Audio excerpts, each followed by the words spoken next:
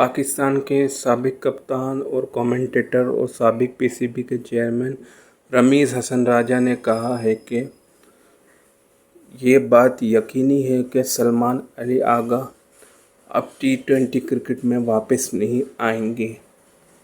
India के खिलाफ Asia cup का फाइनल मैच टी20 क्रिकेट में सलमान अली आगा का आखिरी मैच था।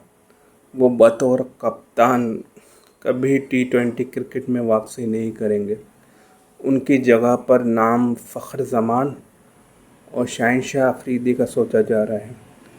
शाहिनशाह अफरीदी बहुत अच्छा ऑप्शन है, लेकिन क्या वो टी20 क्रिकेट में फ़िट रह सकते हैं, ये बड़ा सवाली निशान है।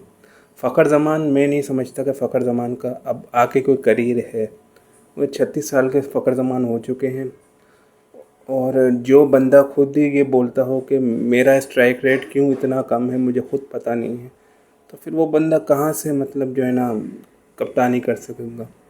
हाँ, मेरी पर्सनल राय ये है कि किसी यंग को आप कप्तान बनाओ। अगर तो शाहिनशाह अफरीदी कप्तान रह सकता है और उसकी फ़िटनेस ठीक है तो फिर भले उसको कप्तान बना दो।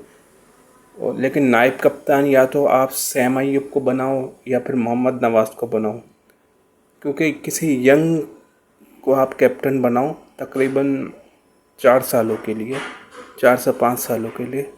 बार बार चेंज करना, बार बार टीम बदलना, कोच बदलना, कप्तान बदलना दुनिया में मजाक बनता है और कुछ भी नहीं है।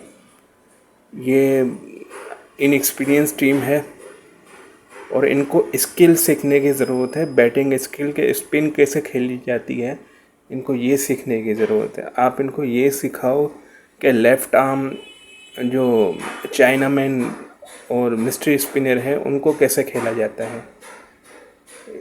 इंडिया के स्किल लेवल और हमारी स्किल लेवल में ज़मीन आसमान का फ़र्क है।